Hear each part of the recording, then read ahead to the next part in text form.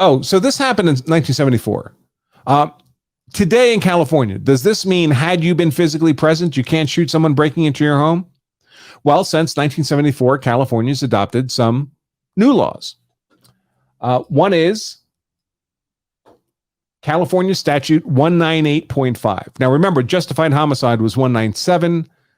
There's presumably a 198. Let me take a quick look. I probably have that right here.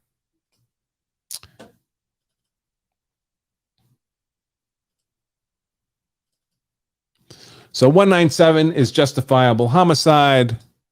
198 is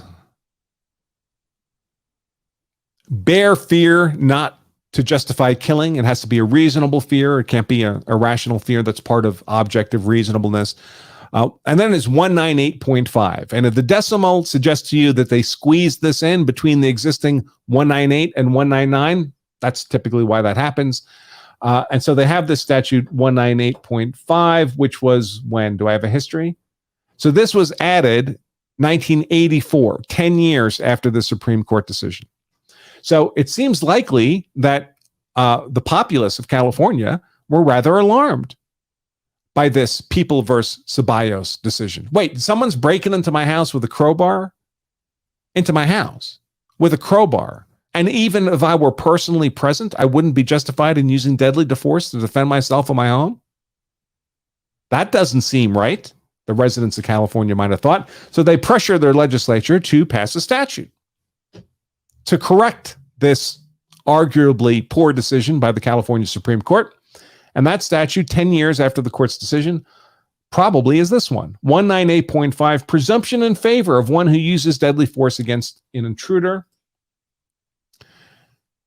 And it reads, any person using force intended or likely to cause death or great bodily injury within his or her residence shall be presumed to have held a reasonable fear of imminent peril of death or great bodily injury to themselves, family, or a member of the household when that force is used against another person who unlawfully and forcibly enters or has unlawfully and forcibly entered the residence, and the person using the defensive force knew or had reason to believe that an unlawful and forcible entry occurred. So this is a legal presumption law. We've talked about these many times. When you're using force in defense of personal property, generally speaking, you can only use non-deadly force, Texas being the one exception. But there are often special provisions for the use of deadly force in defense of highly defensible property. And the most common form of those is to create a legal presumption that the defender, when facing an unlawful, forcible intruder, had a reasonable fear of imminent deadly force harm at the hands of that intruder. The 5 elements of self-defense, of course, are innocence, imminence, proportionality, avoidance, and reasonableness. These are the building blocks of any justification for the use of force against another person. You can get this little cheat sheet for free, folks, at lawofselfdefense.com/elements.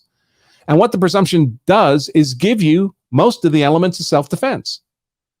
So think about the elements, imminence, proportionality, and reasonableness. That's 3 of the 5, right? Right here, you can see them on this side of the cheat sheet.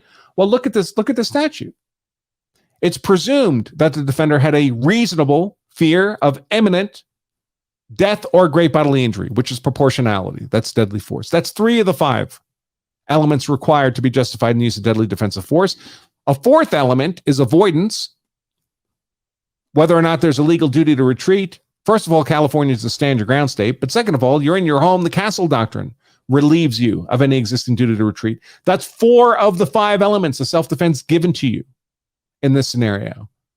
The only one left is the element of innocence, that you were not the initial physical aggressor in the fight. But innocence is kind of baked into the cake, isn't it? When you're in your home and someone's forcibly and unlawfully entering your home. Every jury knows what that would feel like. So these legal presumptions are great, and this is what Statute 198.5 gives you. And of course, it's also reflected in a jury instruction, Cal Crim 3477. The law presumes, this is what the jury would be instructed. This would be read to the jury. The law presumes the defendant reasonably feared imminent death or great bodily injury to himself or to a member of his household if an intruder unlawfully and forcibly entered or was entering the defendant's home.